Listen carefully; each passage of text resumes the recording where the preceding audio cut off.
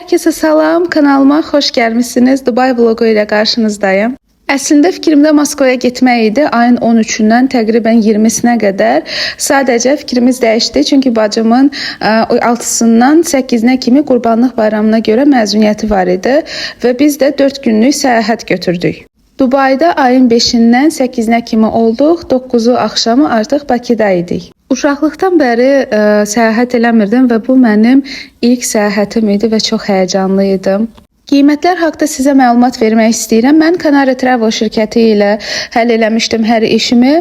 Deməli buna daxil idi biletlər, gediş, dönüş. Biz 3 nəfərlik üçün təşkil eləmişdik. Oteldə qalmaq, siz otelləri seçə bilərsiniz təbii ki və sizə məsləhət görürəm ki, oteli sırf şəhərin Dubai mərkəzində seçin, əgər nə vaxtsa getmək istəsəniz. Çünki bu çox önəmlidir. Orada taksilər dəhşət bahalıdır. Əlavə olaraq bura transferdə daxil idi. Yəni biz çatanda Dubaya bizi aeroportdan otelə qədər və artıq Bakıya geri dönəndə yenə də oteldən aeroporta qədər transfer bizi yola saldı və bu da qiymətlərə daxil idi. Qiymətlər isə 3 nəfəri 2040 manat tutdu. Mən bu nüansları bilmirdim və bilməyənlər üçün də bunu qeyd edeyim ki, bilet alarkən əl çantası tək götürməyin. Əgər sizdə bagajınız varsa, bunu da həll eləyin. Çünki əlavə pul istəyirlər. Səhv etmirəmsə, bir bagaj üçün 150 manat istəmişdilər. Və əlavə olaraq, əgər sizin əl çantanızda 100 millidən artıq baxım məhsulu və s. nəsə varsa, bunu sizə götürməyə icazə vermirlər. Sırf əl çantanızda, sizdə bagajınızda olmalıdır bunlar. Yəni nəzərə alın ki, əl çantanıza yalnız rovna 100 milli siz məhsul qoya bilərsiniz.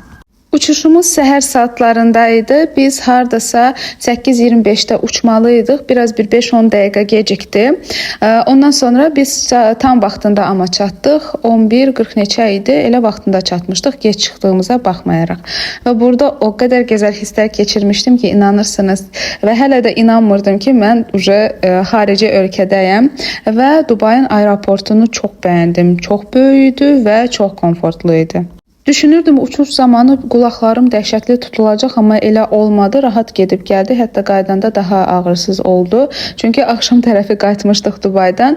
Burada isə artıq bizi avtobus aparır aeroportda. Aeroportdan isə biz çıxıb taksiyə minməli idik. Yəni transfer bizi aparacaqdı otelə. Və burada da sizlərə aeroportu çəkirəm. Düzü bizə sonra dedilər ki, aeroportda çəkiliş eləmək olmaz, amma yenə də mən sizlərə bunu istədim göstərim.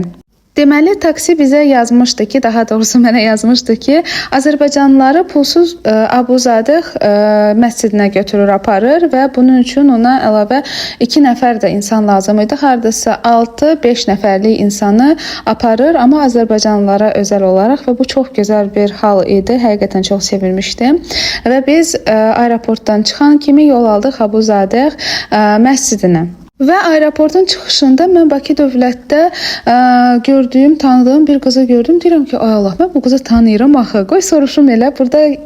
Burada yolu çəkdim və telefonu söndürəndə soruşdum ki, bəs sən Ayşənin, yəni mənim qrup yoldaşımın sinif yoldaşı idi və ümumi tanışırdıq. Tanıyırdım və dedim ki, bəs sən o qızsan? Dedi ki, bəli, mən də səni tanıyıram. Sən də Səbinəsən? Dedim, bəli. Və həqiqətən də həmişə deyirik, Bakı balaca şəhərdir. Amma Dubai üçün onu deyə bilməyəcəm. Yəni, amma doğrudan da yəni necə olursa çox gözəl təəssürat idi.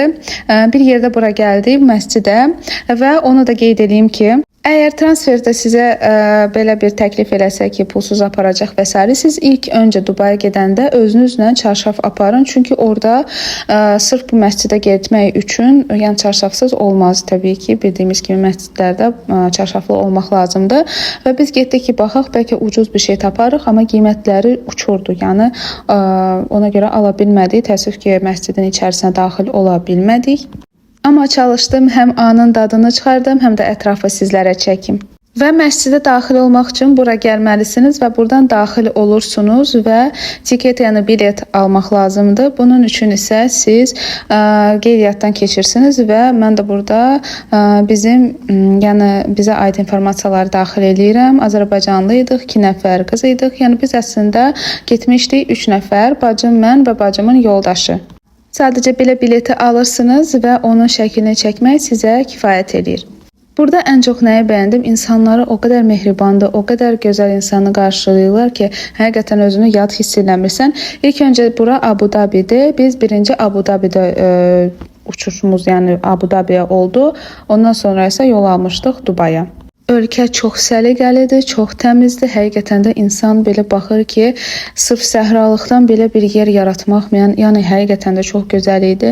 Mən çox bəyəndim. 4 gün mənə bəs eləmədi. Qayıdarkən o qədər darıxmışdım ki, Dubay üçün və ən gözəli də o idi ki, hər cürə millət görürdü. Yəni ən çox da deyim sizə Dubayda Dubaylılardan çox Pakistanlılar idi, Kitaylar idi, nə bilim Tayvan idi, belə ölkələr idi. Ruslar da var idi, amma dəhşətli deyildi. Və artıq gəldik otelə. Otel əslində qəşəng idi, yaxşı idi. Sadəcə yeri biraz narahat yerdə idi. Nəyə görə? Çünki bizdə taksiyə çox pul gedirdi. Əgər bu oteli seçsəniz, mən narazı qalmadım. Yaxşı bir yer idi, çox rahat idi, hər şey komfortlu idi. Sadəcə yəni yenə dediyim kimi taksiyə sizin pulunuz çox çıxacaqdı. Ona görə siz ən yaxşı tam sentrdə götürün. Biraz artıq ödəyin, amma yəni taksiyə verdiyiniz pul məncə otelə vermək daha sərfəlidir. Bilmirəm, qeyd elədim ya yox, unutdum. Otelə səhər yeməkləri də daxil idi. Yəni biz şirkətlə danışanda səhər yeməkləri pulsuz idi və buranın yeməkləri çox super idi. Otel çox qəşəngdir, çox bəyəndim həqiqətən də. Bura bizə hazır kofelər də qoyublar. Çay ümid edirəm istidir. Yox, istimək lazımdır. Suyumuz falan filan. Belədir. Bəyəndim. Ay, nə gözəl, burada Quran var. Namaz qılmaq üçün kovrik. Bu nədir? Nədir, bilmədim. Baxarıq. Sonra çox qəşəngdir həqiqətən də. Belə görsənir ümumi otaq. Səliqəlidir. Sizlərə hələ çantamı göstərmək istəyirəm. Belə əl çantasıdır. Qəşəngdir. İndi buradan veş-vuşlarımı çıxardacağım. Bu arada aksesuarlarım. Otelə gəlib əşyalarımızı rahatlaşdırdıqdan sonra düşdük aşağı və sifarişlər eləmək istədik, çünki çox ac idik və siz də gördüyünüz kimi burada restoranlarda menyuları seçərkən belə bir planşet formada sizə verirlər və menyunu seçmək çox rahat olur. Kaş bizdə də belə olardı. Birinci gəldik, bu ümumi bufet sayılırdı, həm də restoran sayılırdı. Burada bəyəndiyimiz bir yeməklər olmadı. Keçdik, orada mini kafe kimi bir yer var idi. Pizza və belə bir sendviçlər aldıq. Sendviçin dadını bəyəndim. Bulkləri ləzzətli və bir başqa dad fasonu idi. Otel haqqında danışmaq istəyirəm. Otel çox təmiz idi, rahat idi. Həm şampun, həm duş geli və s. belə bir şeylər qoyurdular. Sizə əlavə dəsmallar da qoyurdular. Məncə bu hər oteldə standart bir şeydir. Yəni oteli də hər gün təmizləyirdilər. Nə qədər çirkləndirsək də, çirkləndirməsək də təmizləyirdilər. Bu çox rahat idi. Dubay isti idimi soruşsanız, bəli, isti ölkədir, amma yəni mən isti sevdiyim üçün mənə o qədər də problem yaratmadı. Həm də onu da qeyd edeyim ki, mollarda, mağazalarda və s. hər yerdə, hətta taksilərin içərisində belə havalandırma sistemi o qədər yüksək səviyyədədir ki, siz o istini dəhşətli dərəcədə də hiss eləmirsiniz. Məsələn, bizdə də əslində isti olur, amma onlar qədər təbii ki, isti deyil. Bizdə hər fəsil var, onlarda sadəcə yaydır. Bir də onu qeyd edeyim ki, bəyənmədiklərimin arasında sadəcə bir nüans var, o da yeməkləri. Hər bir yeməyə eyni bir ədviyyat əlavə edirlər. Eyni dadı tamı verir deyə bunu biraz bəyənmədim, amma onu çıxmaq şərti ilə hər şey möhtəşəm idi. Deməli, bu Dubayda ilk günümüz idi və biz otelə gəlib, rahatlaşıb yeməyimizi yedikdən sonra gəldik Dubay Mola. Sizə çalışırdım ki, hər şeyi ətraflı çəkim, amma bir o qədər də istəyirdim ki, çəkmədən anın dadını yaşayım. Burada biz Dubay Molun hardasa birinci deyəsən mərtəbəsində idik. Buranı tamamilə Kitay style fason bir şey eləmişlər və burada Çinliləri çox görürdük. Ümumiyyətlə, ölkə o qədər yaxşı idi ki, həm ərəbləri görürdük, həm Çinliləri, biraz xaricilər var idi, Ruslar da var idi, Azərbaycanlılar da var idi. Hər bir kulturanın insanlarını görürdük və onu da qeyd edeyim ki, burada personallar o qədər gülərüz, o qədər səmimi sizi qarşılayırlar ki, özünüzü ölkədə yad hiss eləmirsiniz. Hətta Dubay Molda buz meydançası belə var. Yəni bunu çox bəyəndim. Ərazi olaraq Dubay Molun ərazisi o qədər böyükdür ki, ucu bucağı bilinmirdi. Gəzirdik, yollar bitmirdi və hər mərtəbəsində, hər yerində də ayrı-ayrı sürprizlər çıxırdı adama. Bilmirdin hansını çəkəsən, hansını paylaşasan, hara bir yerə baxarsan. Məncə bu çox gözəl bir şeydir. Bir də nəyə fikir verdim? Bu nüansı çox bəyəndim. Məsələn, mətbəx ləvazimatı olan adi mağazaya girirsiniz molda, orada görürsünüz ki, hər bir şey xırdaqlarla düşünürlər. Məsələn, baxın burada elə bilirsiniz ki, elə bil qabın içində yeməklərdir, tərəvəzlərdir və s. Beləliklə sizi bu mətbəx ləvazimatları cəlb edir və almaq istəyirsiniz. Sadəcə çox bahalıdır. Ona görə almadıq və mol qeyd elədiyim kimi böyük olduğu üçün belə bir kiçik avtomobil bir şeylər var. Yəni gəzmək istəyənlər molu belə də gəzə bilərlər. Bunu da çox bəyəndim. Alışverişsiz çıxmadım. Özümə 2 dənə Kiko pomadasını aldım. 32 və 20 nömrəli. Bir dənə powerbank aldım. Məncə Dubai Mallda daha ucuz idi. Dubaya gəlib Dubai şokoladını yeməmək olmaz idi. Həm də mən Dubai şokoladını ilk dəfə idi yeyirdim özü Dubayda. Yəni bu çox yaxşı hiss idi.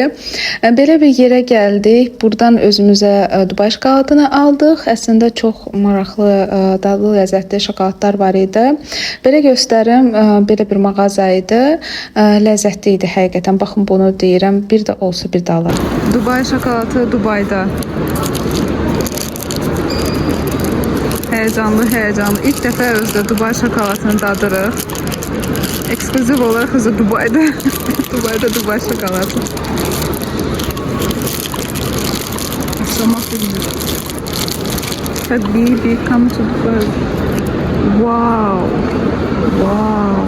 Uy.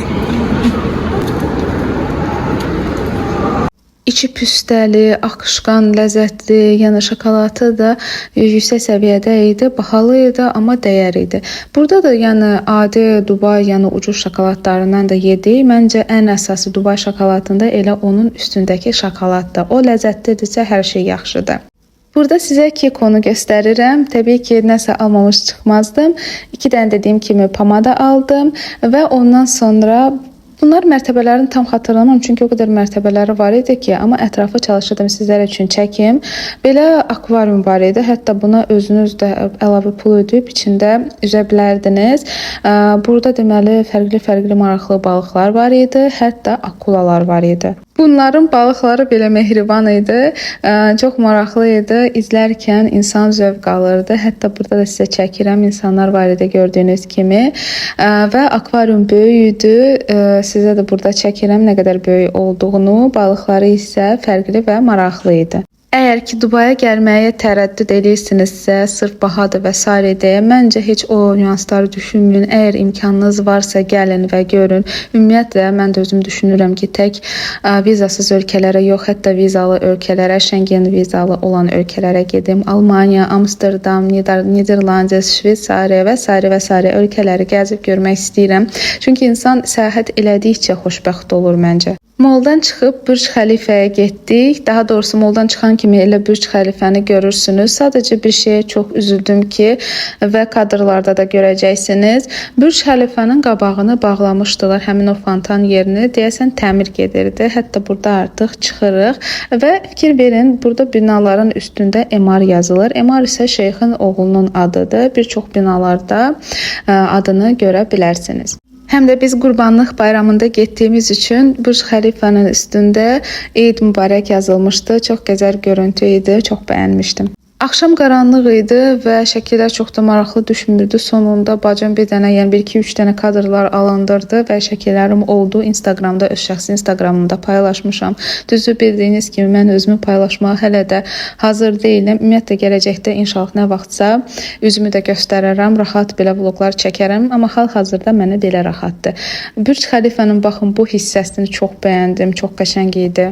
Biraz şəkillər çəkdirdik, biraz gəzdik, baxdıq, danışdıq. Ondan sonra şəhərin o tərəflərinə getdik, fırlandıq və gəzəndən sonra, şəkil çəkəndən sonra təzədən mola girdik və oradan getdik parkovka hissəsinə falan. Deyəsən oradan isə taksiyə mindik və abratını qayıtdıq otelə.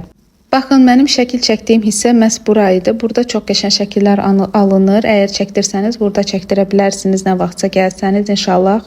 Yenə də dediyim kimi o qədər qəşəng idi. İnsanları, ətraf mühit ümumiyyətlə tərtəmiz idi. Binaları fərqli-fərqli. Hara baxırdınız, yəni deyirdiniz, ay burada çox qəşəngdir, burada çox gözəldir və s. Həm də onu da qeyd edeyim ki, bu mənim illər sonra, yəni uzun illər sonra ilk səyahətim idi xaricə çıxmağım və bu mənə tamamilə başqa bir təəssürat yaratdı. Yəni ilk dəfə idi ki, hansısa bir xarici ölkəyə gedirdim. Uşaq vaxtı sizə deyəsəm videonun əvvəlində qeyd eləmişdim. Valideynlərim Moskva, Rusiya falan bu ərazilərə aparırdılar. Hətta 3-cü sinifə qədər mən Surgutda, Kakalomda, yəni Tümenskaya oblast belə deyim, orada oxumuşam. Sonra da qayıtmışam Azərbaycana. Burada davam eləmişəm, bakalavr, magistr, məktəb və s. Amma yəni belə başqa xarici ölkələri görməmişəm və bu mənim üçün real olmayan bir şey idi. Keçən hətta bunun xəyalını qururdum. Görəsən nə vaxtsa mən ölkə xarici harasa çıxıb, gəzib, əylənə biləcəmmi düşünürdüm və bu il çox şükürlər olsun ki, arzumu yaşayırdım. Və artıq demək olar ki, günün sonuna gəlirik. Bu isə ilk gün idi və ilk günü tamamilə part 1 kimi çəkmək istəyirəm və istəyirəm ki, qeyd edəsiniz ki, vlogu bəyəndinizmi, bəyənmədinizmi? Biraz əslində qorxuram paylaşanda vlog az yığacaq. Məndə əslində vloqlar 4000, 5000 falan yığır. Bir-iki dənə vloqlarım hardasa 11000, 20 neçə min yığıb. Qalan vloqlar heç izlənmə o qədər də yaxşı deyil. Ona görə biraz da özümü hiss edirəm ki, ayda bəlkə mənim vloqlarım maraqlı deyil. Bəlkə insanlara heç maraqlı deyil çəkdiklərim. Siz də rəylərdə bildirəsiniz ki, mənim də həvəsim artsın ki, mən də tez-tez videolar sizlər üçün paylaşım. Bir məqam mənim marağımı cəlb elədi. Yəni Dubayda adi molda olsun, mağazalarda olsun və s. Dubaylıların özünün millətinin olmurdu, yəni işləyənləri. Sadəcə məsələn Pakistanlılar, Kitaylılar və s. bu ölkələrdən insanlar işləyirdi. Hətta Kitay deyərdim çox az idi. Ən çox da Pakistanlılar idi. Yəni işləyirdilər, onlara da fürsət yaradırdılar ki, onlar da pul qazansınlar və s. Amma öz millətlərini elə yerlərdə işlətmirlər, yəni taksi kimi belə yerlərdə işləmirlər. Ona da fikir verdim və ölkədə Dubaylılar sanki yox idi, az idilər. Bilmirəm, hara getmişlər, haradaydılar. Və burada artıq gəldik otelə və belə bir 3 dənə içki və meyvə alıb yeyib istirahət elədik və bu qədər. Artıq oteldəyik və mən sizlərə makyajımı yumaq üçün vasitələri göstərmək istəyirəm. Deməli, belə bir yeni üz yuma geli almışam. Ondan sonra üz köpüyüdür. Sonra belə bir yeni serum almışam. Bundan istifadə edirəm. Və serumdan sonra da belə bir Sentinella markasına aid nəmləndirici krem. Burasına fikir verməyin. Nəsə kosmetikaların arasında belə şey oldu. Mən şimdi bunlarla üzümü yuyacağım, təmizləyəcəm. Ondan sonra da gedib yatacağım. Sabah tezdən durmalıyıq və bugünlük də bu vlog bu qədər. Aha, mən bir də sizlərə Kiko'dan aldığım 2 dənə məhsullarımı göstərəcəm. Gəlin sizə Kiko'dan nələr almışam onu göstərim. Təbii ki 2 dənə belə pomada, blesk. İndi açıb sizə göstərəcəm. İlk öncə qiyməti sizə göstərmək istəyirəm. 85 dirhem elədi. Bu hardasa 57 dollar eləyir. Mən 3 rəng almışdım. 2 dənə deyəsən 20 idi. Biri isə başqa rəngdə idi. Bu isə çeki. Baxın, belə bir rənglər almışam Kiko'dan. Bu 20-dir, bu da 32-dir. Birini bacıma hədiyyə elədim, bu 32 olandan. Birini də özümə aldım, bunu da özüm aldım. Çox qəşəngdilər, həqiqətən də. Ümumiyyətlə, hər məhsulun orijinalı çox yaxşıdır. Burada da var kodu. Belə də göstərim. Belə, mənim alış-verişlərim. Mən özümə hardasan, buradan powerbank almışam. Hardasa deyəcəm indi sizə qiymətini. Belə bir powerbankda həqiqətən də bizi çox dünən ruslar demiş, vuruşat elədi. Və qiymətini də sizlərə göstərim. Qiyməti də ümumi 366.50 dirhem bu qədər tutmuşdu. Cash, yox. Dirhem 366.50, deyəsən dollar 129 idi. Səhv etmirəmsə. Bu da qiymətləri.